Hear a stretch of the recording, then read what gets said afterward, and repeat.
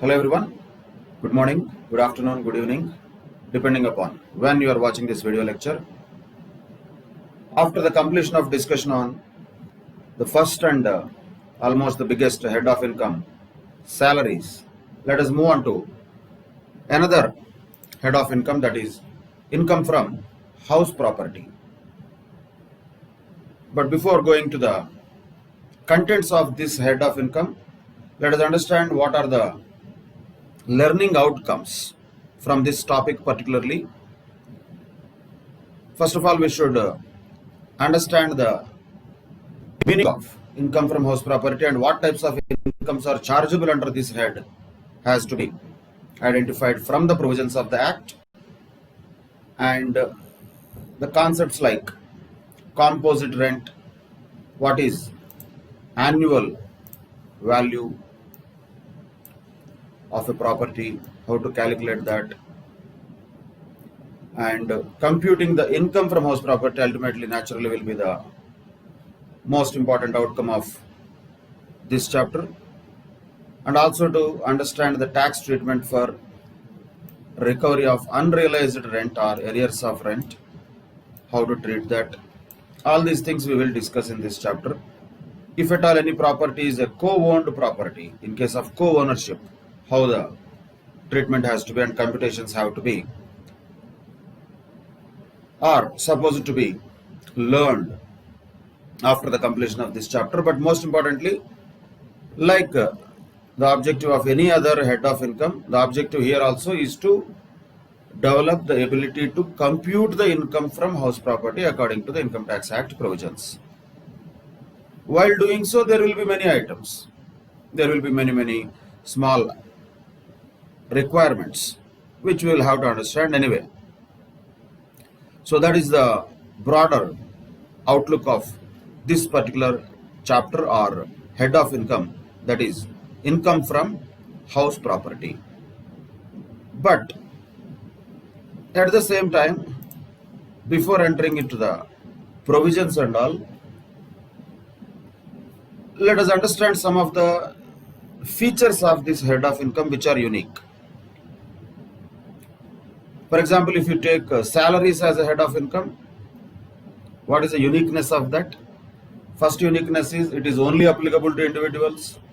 No other type of SSCs can have salary income, not possible. Second uniqueness is salaries income can never be negative. It will be always positive or zero, at least is zero. It cannot be negative. Those are the features of the head of income, salaries. And of course, as the charging section of 15 says, the income from salaries will be subjected to tax either on receipt basis or on due basis, whichever is earlier. That we understood from the head of salaries. Now coming to this head of income from house property, what are the unique features of this particular head of income? Is this also applicable to individuals? No, it is applicable to anybody. Second, is there a possibility of negative income from the income from house property? Can there be a loss from house property also? Quite possible. There is no problem in that. There can be income from house property or loss from house property. We have to always keep in mind, in the Act, wherever there is a positive word, it also means there is an opposite of that. If the Act says profits and gains, that also includes losses. So income from house property does not mean only positive. Negative income also is covered here. But of course, after the computation of such income, according to the provisions of the Act, if it turns out to be negative, so be it. There is no problem in that. That is quite possible. We can call that loss from house property also as negative income from house property. So the first point to identify, the income from house property can be positive also, can be negative also. Both are possible here. And this is applicable to any type of SSC. By the way, not only this head, except the head of salaries, all the heads of incomes are applicable to any type of SSC. There is no restriction. SC could be an individual, company, partnership firm, HUF, cooperative society, AOP, BOI, local authority, anybody. SSC could be anybody. So there is no limitation on the applicability. That is another point to be noted about this head of income. But these are all common things of all the heads of incomes, except salaries. But what is the uniqueness of this head of income? First and foremost uniqueness, which is not there for any other head of income, is that this head of income is a notional head of income. Notional, not national, that is notional. Means the taxability here might arise even though the SSC has not received any income also, even though the SSC has not earned any income also. Sir, how is it possible, sir? It is possible, sir, because the law says so, sir. Normally, according to the basic principles of income tax, common concepts of income tax, or even from fairness point of view, notional income should not be taxed. Everybody agrees with that. But who are we to say when the law says it is taxable? We have to say, yes, it is also taxable. So it is a very peculiar head of income. Nowhere else in the Income Tax Act, nowhere else in the other heads of income, notional income will be subjected to tax. Always the real income, either earned or received, but that should have been really earned or received.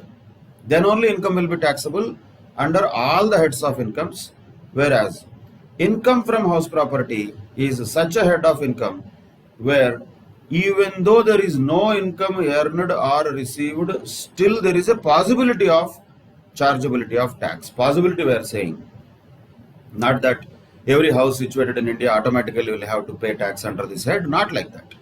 There are rules, restrictions, provisions about it. But imagine somebody has 10 properties. All of them are not occupied by anybody. He only uses them according to his whims and fancies. 12 properties he has, let us say, he will stay in one property in each month. That is his choice. Let him do that. No problem. We don't have an issue with that. But all of them are used by him only. He has not rented them out or let it out. Neither he has sold them. They are still with him. So he has lots of properties vacant. Sometimes he goes and stays there according to his own convenience. That is absolutely anybody's choice. People are free citizens of this country. They can do that. But the point is he receiving any rent in these properties? No, he is not. Is there any real income from those properties? No, there is not. However, according to this head of income, some of the properties at least will be subjected to tax, though he has not received any income from those properties.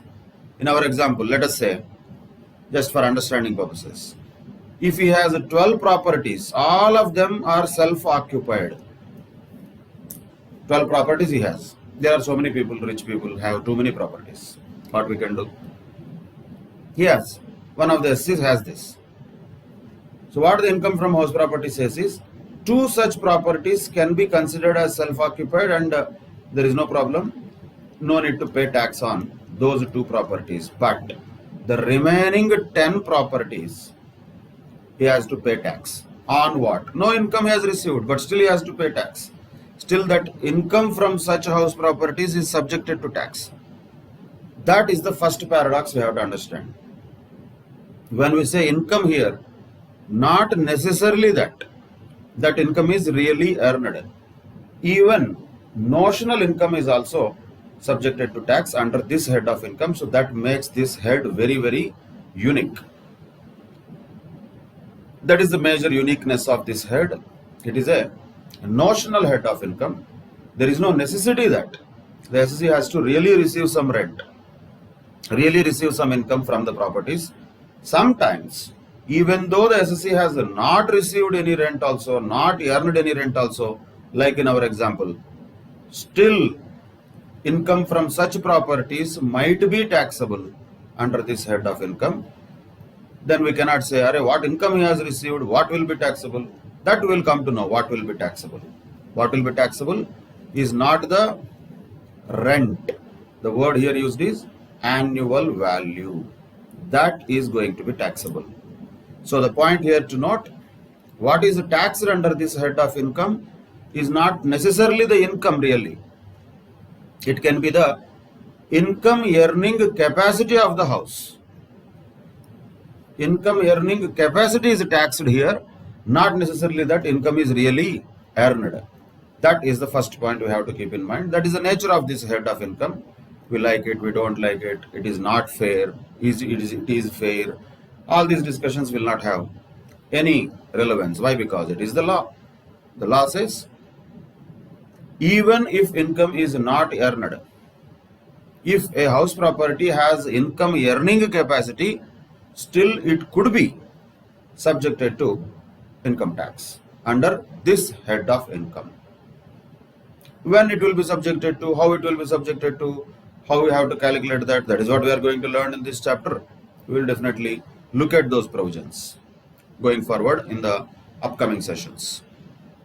But prima facie, what we should keep in mind is this is a notional head of income, not necessarily always, but even if income is not real, even if income is notional, still there is a possibility of getting that income taxed under this head of income. That is the uniqueness of this particular head of income that we have to keep in mind. So these are deceiving words. Income looks like positive, not necessarily, it could be negative also.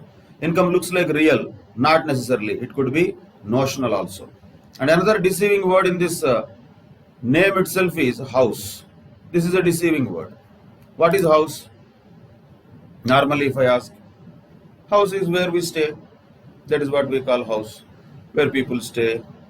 In general, house is used in the context of residential purposes.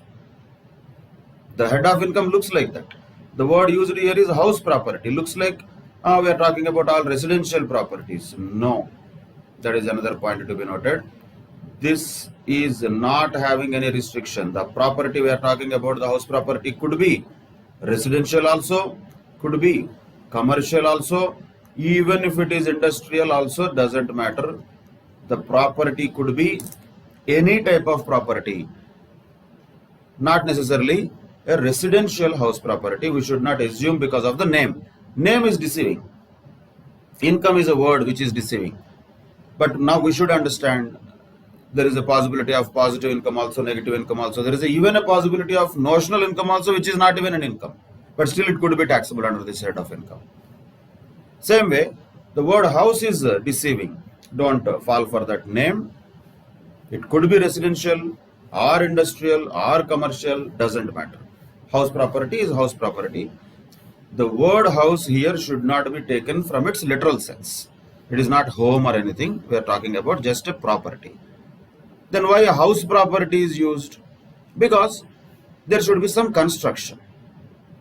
Property here cannot be a vacant land. Just a land is not going to be called as a house property.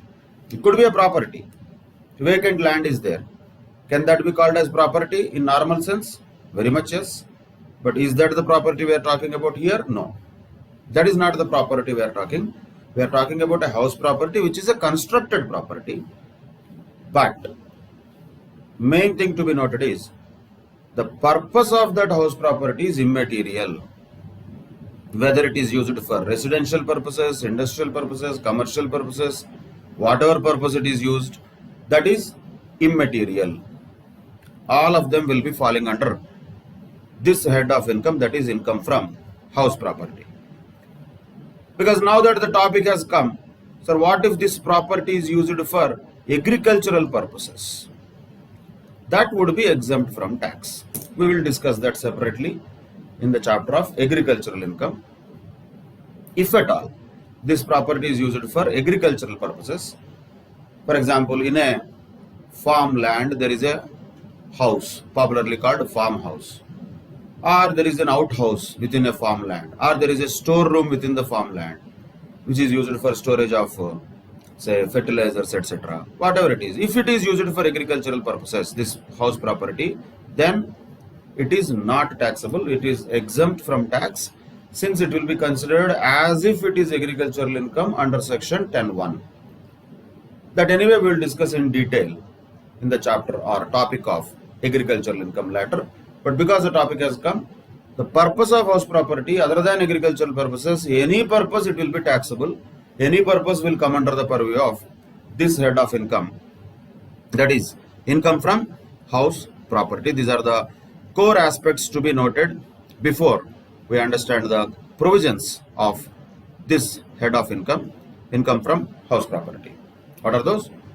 Income could be positive or negative, income could be notional also, and the house property could be used for any purpose. Residential, commercial, industrial, doesn't matter. These points have to be definitely remembered while we approach the real provisions of this particular head of income. And like any other head of income, this head of income also has a charging section. Just to remind you, what was the charging section for the head of salaries? Section 15. Now what is the charging section for this head of income, income from house property? That is section 22. So 22 we can call it as charging section of income from house property.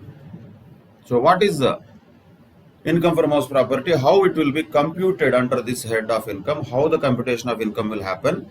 The main thing here in this head of income is determination of annual value of the property. Once again, we are not talking about rent received, rent earned. None of those words is used in the charging section. So what is the charging section talking about? Is annual value of the property is going to be subjected to tax. And such annual value of the property, any property comprising of buildings or lands appertinent thereto. Land can be adjacent to the building, land can be annexed to the building, but only land is not called as property here. There should be definitely a building, and that building has some annual value, and that annual value is subjected to tax.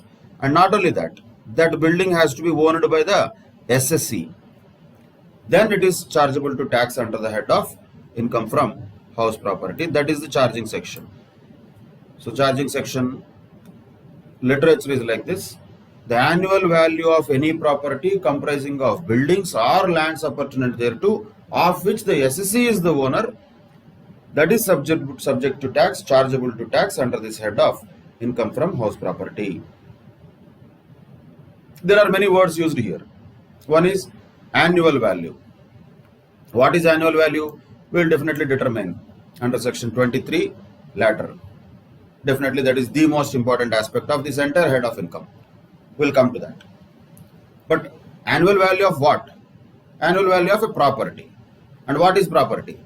Property should comprise of buildings or lands appertinent thereto. Appertinent means adjacent, adjoining, annexed to, in the vicinity of the building. So the building and land are part and parcel of the same property. Then we can say the land is appertinent to the building. Only land is there, no building is there. No, that is not a property under this head of income. So what is property here is buildings or land appertinent thereto. And what is taxable is the annual value of such property comprising of buildings or land appertinent thereto. And what is the condition here to be taxed is SSC should be owner of that property naturally. Then only it will be chargeable in the hands of the SSC, right? Whoever is the owner of the property, he becomes the SSC. So annual value of the property will be taxable in the hands of the SSC when he is owner of such property. If these things are all falling in line, then such annual value is chargeable to tax under the head of income from house property. So that is the point to be noted here as far as charging section is concerned. But as usual, there are some exceptions. We have to keep them in mind also always, because suddenly MCQs type of questions, they will try to mislead with some facts. We cannot blindly say any property is taxable, so we'll put it under income from house property. No. The following two cases are those type of cases where the annual value of the properties is not chargeable under the head of income from house property. If at all they are chargeable, they will be chargeable under the head of PGBP, that is profits and gains of business or profession. What are those exceptions? First and foremost thing, portions of the property occupied by the SSC for the purpose of any business or profession carried on by him, means his own business or profession he is doing in his own property, that is not subjected to section 22. Understand this carefully. SSC owns the property, yes. What is he doing in that? He is using entire property or even a portion of a property for his own business or profession. How many times we see doctors, chartered accountants, lawyers, their own house they carry their practice, maybe one room. Sometimes doctors will have clinics in the ground floor and house in the first floor, like that. When they are using their own property for their own business or profession, the annual value of such property which is used for the purpose of the business or profession of the SSC shall not be taxable under section 22. It will not come under the purview of income from house property head, rather it will be coming under the purview of PGBP. But once again, because the topic has come, let us understand this in detail. Will it be taxable under PGBP? That also is wrong approach. Why? Because PGBP is not a notional head of income. PGBP is all reality. His house he is occupying for his own business or profession. Will he pay any rent to himself? If he pays so, will we accept it as rent? No. That becomes notional rent if at all he pays rent to himself. So can he claim that rent from the profits or gains of the business or profession that he is carrying out as a deduction, as an expenditure? Not possible. Notional expenses cannot be claimed as deduction. So he cannot claim a deduction for that rent, that's all. When your expenditure cannot be claimed, automatically to that extent income is increased. But that is not going to be chargeable to tax under PGBP separately, no. So don't think that PGBP will have a chargeability of income which is notional income related to the property which the SSC uses for his own business or profession. No, that will not happen. But indirectly it is chargeable to tax. How? How indirectly? Because he is not in a position to claim rent as an expenditure, as a deduction. So his income is automatically increased by that amount. Imagine if the same person has really taken this property on rent from somebody, and if he really pays the rent or incurs the rent, can he claim that rent as deduction? Absolutely yes, because it is an expenditure of business. Definitely it can be claimed as deduction. When we say deduction, always we have to keep in mind, when we say PGBP deduction, we are talking about expenses and losses. What is profit? This is common sense point. Some sales are there, or revenue is there. Deduct all the expenses. Naturally, that's what is profit. That is what we are talking as PGBP. Instead of sales, you can use the word revenue, fees, remuneration, whatever it is, doesn't matter. Names do not matter. If it is professional, you may call it fees. But revenue is revenue. For a trader, it could be sales. From that, deduct some expenses, you will get profit. This is the common sense of any profit. Of course, except salaries. All the other heads of incomes will go with the same logic. There is some income, which is gross, minus some expenses are there which are deductible from that. What you get is profit. That is chargeable to tax. As we discussed in the beginning, concepts of income. Income is always a net concept, not a gross concept. Same logic applies here. So when somebody stays in his own property, conducting business in his own property, can he claim the rent that he pays to himself as an expenditure? Doesn't make sense. If he pays also, that will form part of his revenue also. So there is once included in revenue, deducted from revenue as expenditure. What sense it will make? It doesn't make sense. In accounting, we may give an adjustment. rent is debited to P&L account, again added to the capital. So what? Ultimately, capital has not changed. Such type of notional transactions are not recognized by Income Tax Act. Income Tax Act always looks at the substance, normally. So PGBP doesn't have anything that is notional in nature. So the annual value of the property which is owned by the SSC for his own business or profession is never taxable anywhere. Simply that we can understand. You cannot say it is taxable under PGBP also. It is indirectly taxable under PGBP because he cannot claim this deduction as expenditure. Automatically the profit will be more to that extent. If he paid the rent to anybody else, he would have claimed this expenditure as deduction. His profit would have been lesser. So indirectly his profit or the income that is chargeable to tax has become higher because of he staying in his own property for the purpose of his business or profession. That's all happens. Not that separately it will be subjected to tax. No, it is not. So that is the first exception, where if any SSC uses his own property for his own business or profession, nothing is taxable under income from house property. That is first exception. Second exception, SSC who is engaged in the business of letting out of properties. That is his business. What is his business? Letting out of properties is his business. Then also, because it is his business itself, such incomes from those properties will not be subjected to tax under income from house property, and naturally those will be taxable under PGBP. Really those will be taxable, but again not on notional basis. That will be on real basis. Really how much ever rent he collects or he earns, that will be his revenue. Any expenses incurred towards buildings will be expenditure. Remaining thing will be his profit if the SC is engaged in the business of letting out of properties. But here also care has to be taken. We are talking about SSC engaged in the business of letting out of properties. We are not talking about developers. We are not talking about contractors.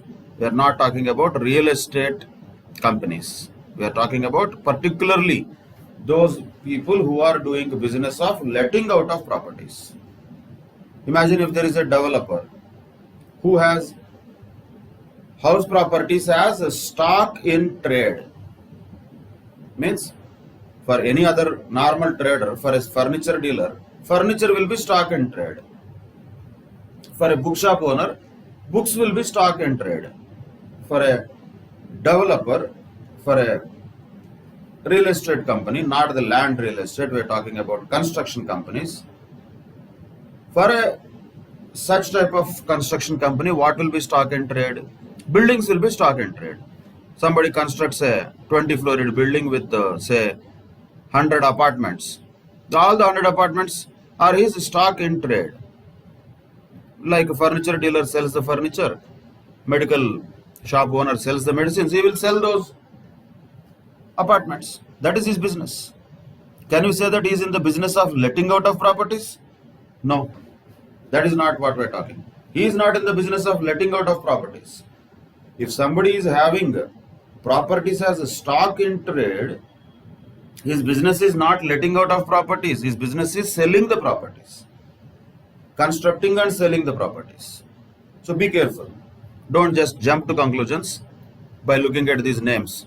Somebody in the business of letting out of property is equivalent to some real estate developer or a constructor or a contractor or a building construction company like that. No, we are not talking about them. Here in this case, exception is not about them. Exception is for whom? Those who are engaged in the business of letting out of properties. They don't sell the properties. They might construct them, buy them, whatever they do. But the properties, whatever they own, they keep on letting them out. That is their business. If that is their business, any rental income that is generated from those properties will be chargeable to tax under the head of PGBP, but not under the head of income from house property. That is another exception. So first we should understand, what does the charging section say? What is taxable here? What is taxable is not what we think, like rent or something. No. What is chargeable to tax here is annual value of a property And what is property? Buildings or land appurtenant thereto. And who owns the property? Naturally the SSE. Then such annual value shall be chargeable to tax under the head of income from house property, with two exceptions. One, SSE occupying any of his own property for his own business or profession. Second, the SSE who is engaged in the business of letting out of properties. For both of them, such properties shall not be subjected to income from house property, charging section 22. That is what we have to keep in mind as exceptions. Now, generic things will be there. You can quickly go through these things. Very specific and particular things, you have to be very carefully remembering them. Generic things are what is building? What is building? Anything is building. It could be residential building, factory building, office, shops, godown, commercial, whatever it is. Land appurtenant thereto means what? Whatever the land that is connected to the building. That could be like a garden, garage, etc. So the point is, property definitely should consist of building, definitely. Vacant land, no. Vacant land is not a building. So that is the point here. So it may be noted here, income from letting out of vacant land is not taxable under the head of income from other sources. It is not taxable under income from house property. Rather, it will be taxable under income from other sources or PGBP, as the case may be. As the case may be, which case? Of course, if the business of the SSE itself is to keep on letting vacant lands, like he has vacant lands and his business is to rent them out, then it will be taxable under PGBP. If not, then it will go to income from other sources.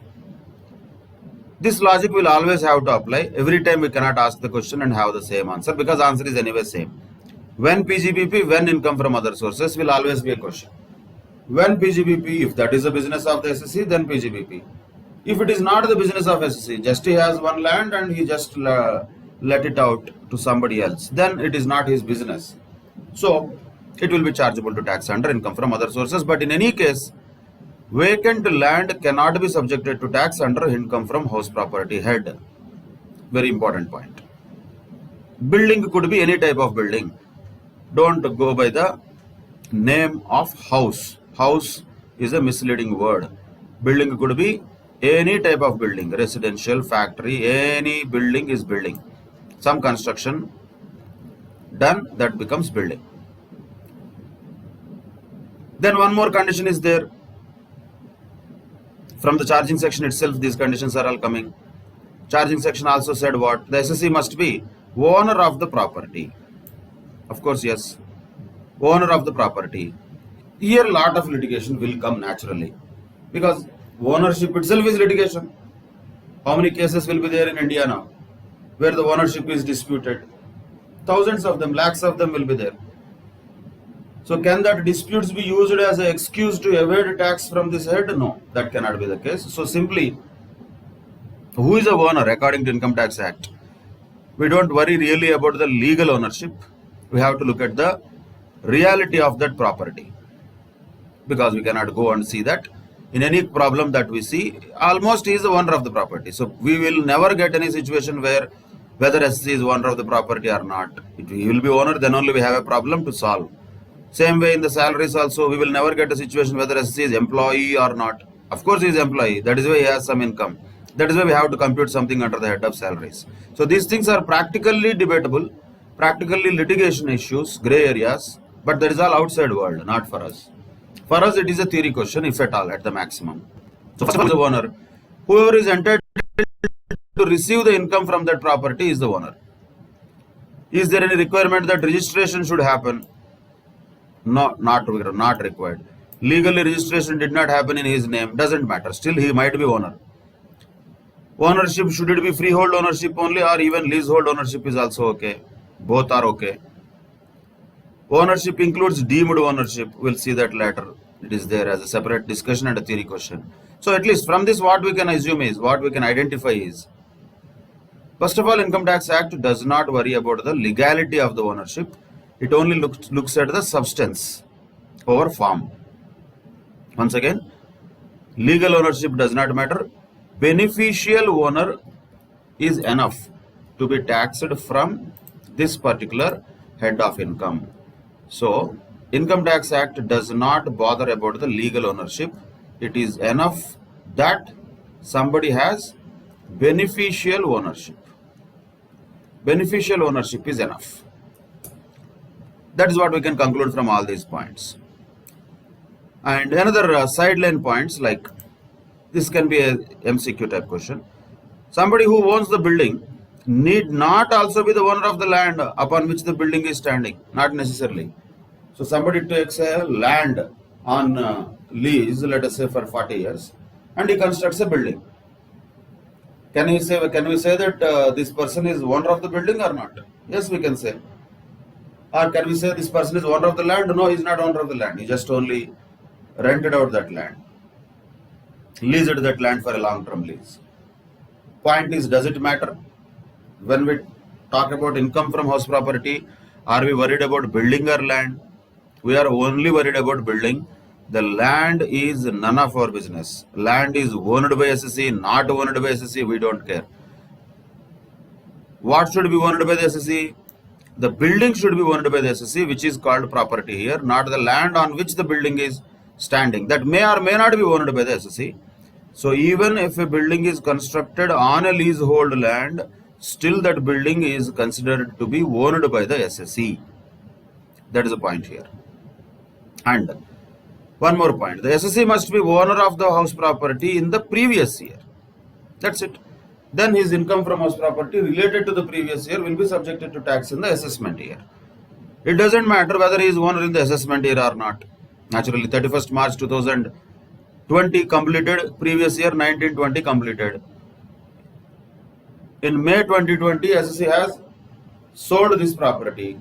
Does it mean anyway he is not the owner, so he doesn't have to pay any tax on that? No, not like that.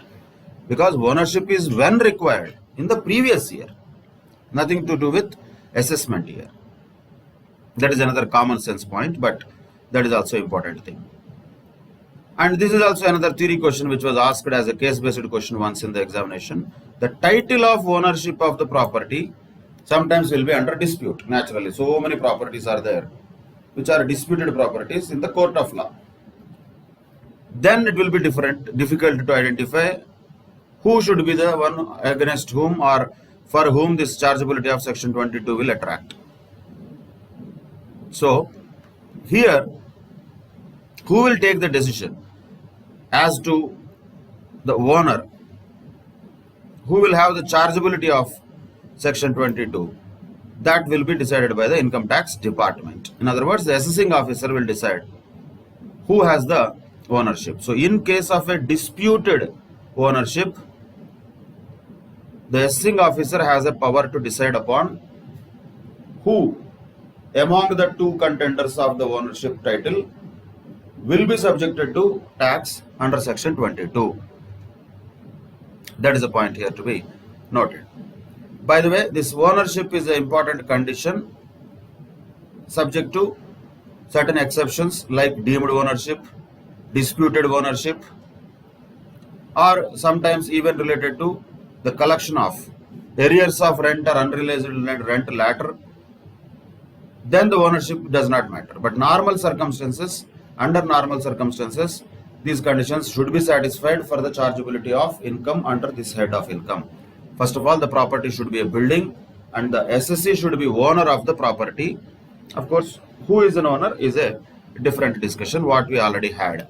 Owner need not be a legal owner, even beneficial ownership is enough, registration is not required. The property could be freehold also, leasehold also, and deemed ownership also is considered to be owner. The owner of the building need not be owner of the land, and the ownership should be in the previous year, not necessarily in the assessment year. If the ownership is disputed, the department, the assessing officer will decide against whom this charging section 22 will be applicable. And as we discussed later, this ownership does not apply to unrealized rent or arrears of rent collected later. We'll come to that later. That will be clear then. Now we don't need to worry about it. Then, use of property. Here once again, the property has no limitation of use. It may be used for any purpose, but only exception already as we know, it should not be used for the purpose of SSC's own business or profession carried by him. That's all. That we know already. There is no limitation on the usage of property, residential, commercial, industrial, all the things are okay. Anything is called as property under this head of income. And just now, as we understood, what about the property which is held as stock in trade? This will happen generally for whom? Usually who are in the business of constructing and selling the properties. Like developers, the real estate companies, the big construction companies, they will have property held as stock in trade. Sometimes it so happens they have constructed the property, but the property is not yet sold, it is still lying vacant. Should the annual value of those properties also will be charged to the income tax under the head of income from house property? Answer is yes. So unfair? Yes. Everybody knows that it is unfair, but still it is taxable. Imagine the fate of the people. We'll come to some relaxation given to those people. That will be only Bernal applied to the bonds, but the burn is this. We'll come to the Bernal part later. But what is the Income Tax Act? Burning there. Creating a burn on all these property developers is huge problem. This is in reality also. Once a real estate construction, we are talking, developer constructs the properties, and if they are not rented out, also, if they are rented out, we don't have any problem. Anyway, they are taxable under income from house property. No problem. But if they are not rented out and they are vacant, still the persons, they have to pay tax, because the annual value of all those properties will be subjected to tax under income from house property. But what is the Bernal here? That is the next one.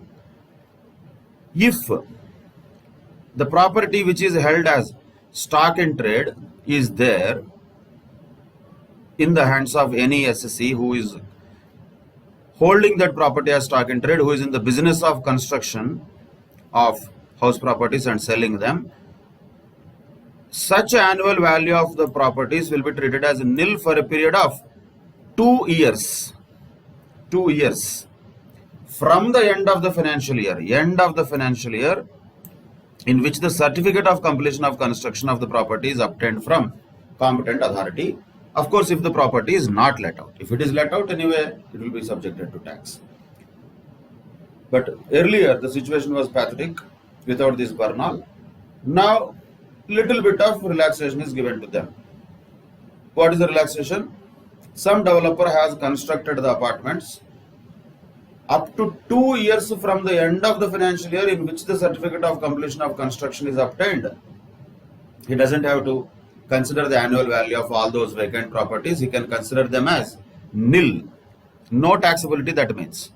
When we say annual value nil means no taxability in respect of those properties, but only up to a period of 2 years. 2 years from the end of the financial year in which the certificate of completion has been obtained. So what after 2 years? Go back to same fate. Pay tax on the income that you did not earn.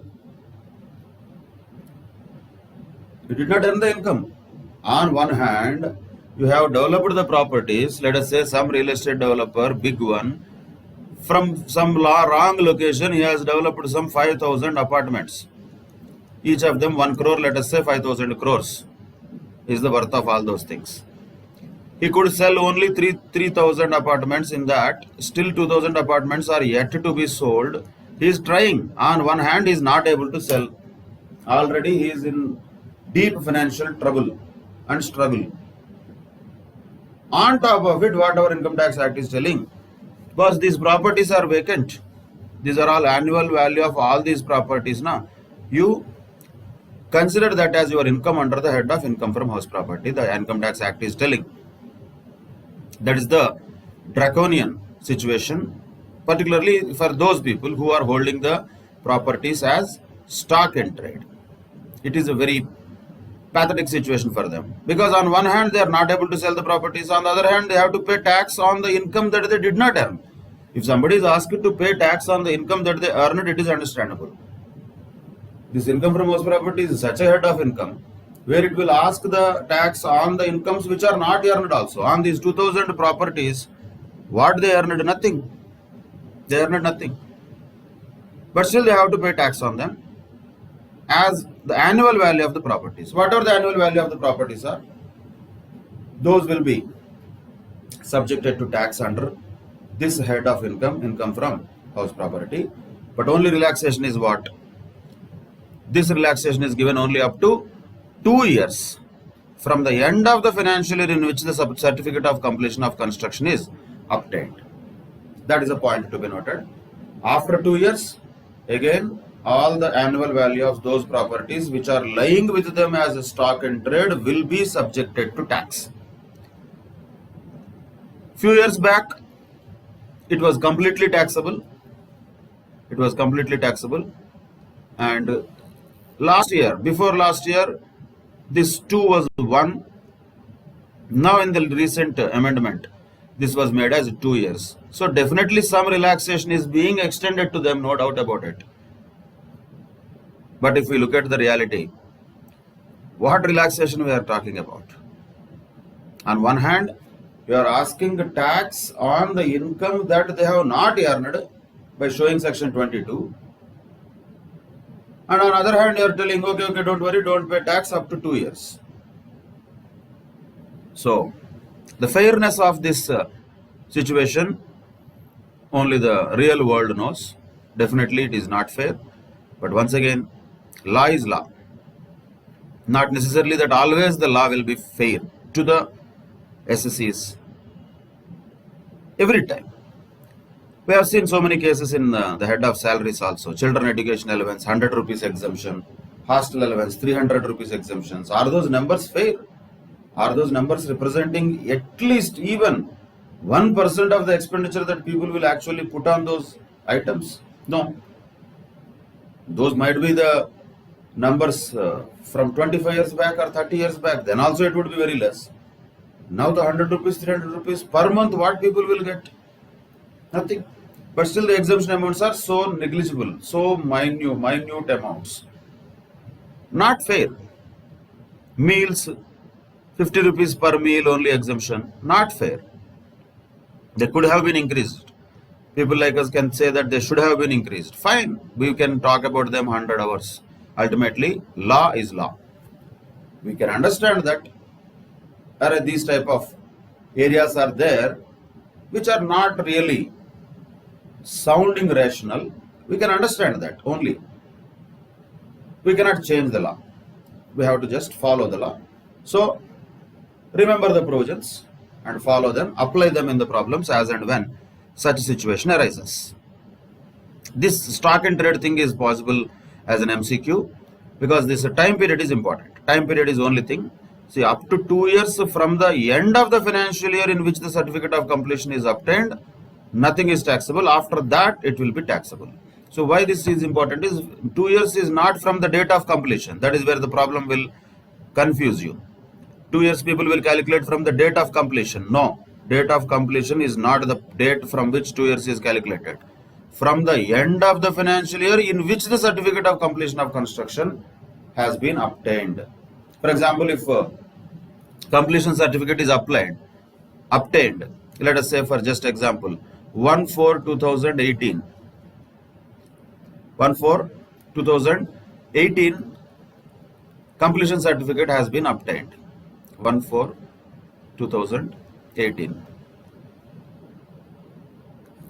So, 2 years will start from when? From the end of the financial year in which this completion certificate is obtained. End of the financial year means 2018-19. 2018-19 is fully there, but still it will not be counted in these 2 years. Then 19-20, then 2021 also there will be exemption completely. No annual value shall be taxable. That is what we should understand. So this 2 years countdown will start not from the date of completion. It will start from end of the financial year in which the certificate of completion has been obtained from competent authority. Who is competent authority? Generally the municipality, the local authorities will give certificate of completion from the end of the financial year in which that certificate has been obtained Up to a period of 2 years, nothing is taxable as income from house property for such people who hold those properties as stock in trade. That's it.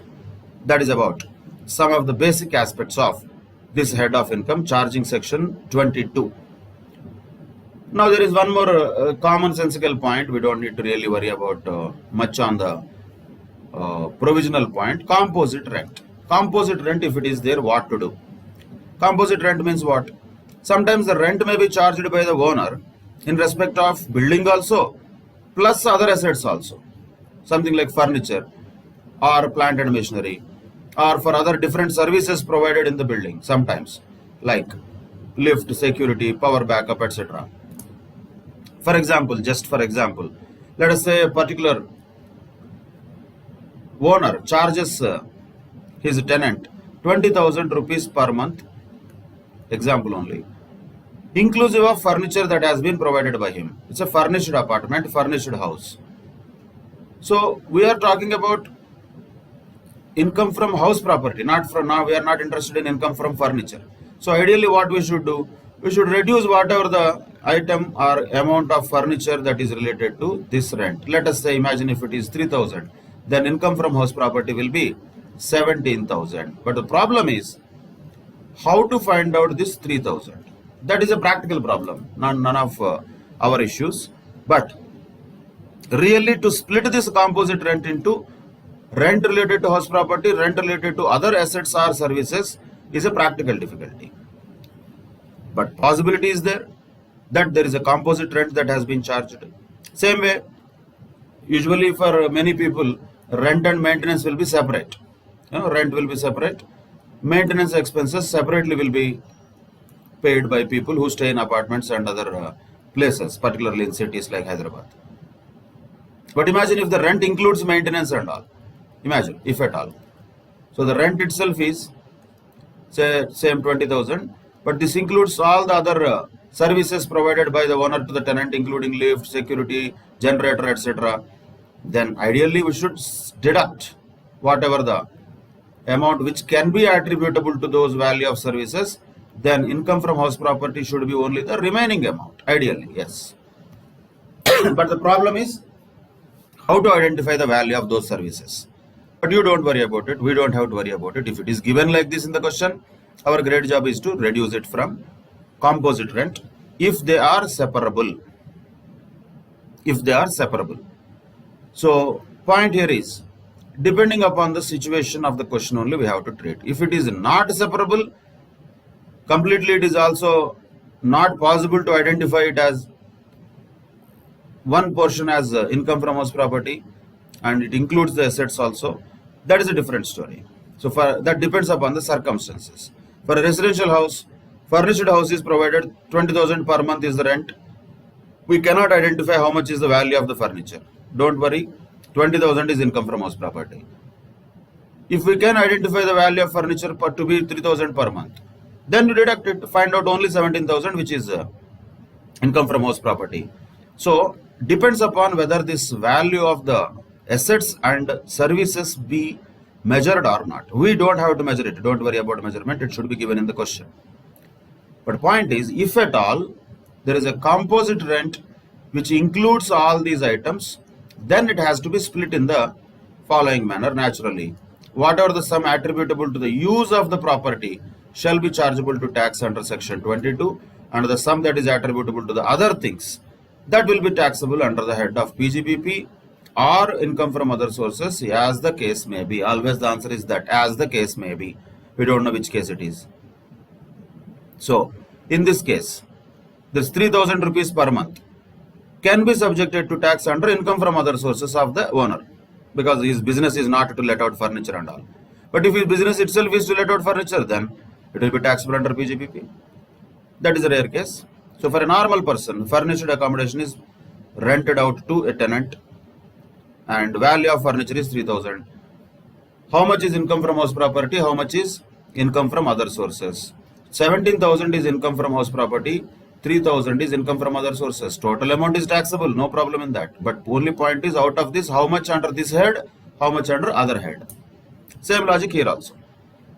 20,000 is total composite rent. In that, how much is income from house property? 18,000. How much could be income from other sources? 2,000. If provision of such services itself is the business, then it is PGBP. So, if composite rent is given, inclusive of all these services or assets, then we have to segregate them into income from house property and PGBP or income from other sources. That is a point to be noted related to composite rent. And sometimes they are inseparable. Sometimes. If the building and other assets are inseparable completely, then what? And we are not talking about these situations. In this case, these are small things. Majorly it is income from house property. Small portion is related to services or furniture. There you cannot say furniture has bigger value than income from house property. No. So in these cases, if they are separable, you consider them as respective heads of income. If they are not separable, you will consider them as income from house property only. But in some other cases, these are not separable. Imagine like, let us say, a cinema theatre. A cinema theatre is there. A cinema theatre is rented out by owner of that theatre to the exhibitor. It will have building also, of course, yes, that is major portion. And it will have lot of furniture also, the chairs and all. And it will have plant and machinery also, the projector and all. And it will have other things also, land also for parking place and all. Everything will be there, together it will be given, right? The cinema theatre is rented out by the owner of that to an exhibitor. He will rent out everything. He cannot rent out building only, furniture only, chairs he cannot take out and give. Only projector he will not give. Or he will not ask the exhibitor to bring his own projector. No, it's not going to happen like that practically. So the point is, such situations, the letting out of building and other assets is very inseparable. Then what we should do? Should we consider it as income from house property? No, that would not be fair. Ideally, it will be considered as business income or income from other sources. Why? Because building is there, which is also important. But majorly it is not the income earning point there. That building is mostly running because of furniture and plant and machinery also, which is included in that building. So when we cannot separate that and we cannot let out the building without the other assets, that situation itself is not there. If the building is not going to be let out without the other assets, can the cinema theatre be taken out of all furniture and blank cinema theatre is given? Not possible. That means basically there is a inseparability of the building and other assets. In such case, the rent can be better to be charged or taxable under the head of PGBP or income from other sources, as the case may be. Normally it will be PGBP because for most of the people that is their business of renting out the cinema theatres if they have one or two or more of them. So that is why if there is an inseparability of rent between building and other assets, if the inseparability is happening because of inability of letting out the building without the other assets, then it is better to charge it as business income or income from other sources. But in these cases it is not correct because it is majorly income from house property. Additionally, some sofa, one television is provided, that is not going to make it income from other sources completely. And in general, in these cases, it is separable also. It is not rocket science to separate the value of furniture from the rent, or it is not going to be difficult to separate the value of maintenance amount from the rent. If it is inseparable, anyway, it is income from house property in these cases. If it is separable, which will be mostly the reality, then it will be separated. To the extent of house property, it will be taxed under this head, and the remaining amount will be taxed under PGBP or income from other sources. That is what is composite rent, another important concept, not law particularly, it's a concept. Then another question comes, or what if they are separable? If they are separable, better no good for us. Whatever the amount is related to building, it is taxable under income from house property.